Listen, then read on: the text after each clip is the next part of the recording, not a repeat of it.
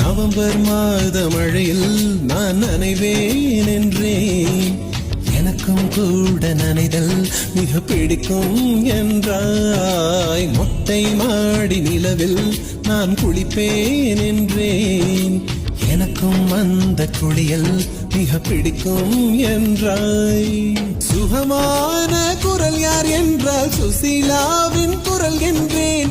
எனக்கும் அந்த குரலில் ஏதோ மயக்கம் என நீ சொன்னாய். கண்கள் மூடிய புத்தர் சிலை என் கனவில் வருவது பிடிக்கும் என்றேன். தயக்கம் என்பது சிறிதுமின்றி அது எனக்கும் எனக்கும் தான் பிடிக்கும் என்றாய். அடி உனக்கும் உனக்கும் எல்லாம் பிடிக்க என்னை ஏன் பிடிக்காதென்றாய்.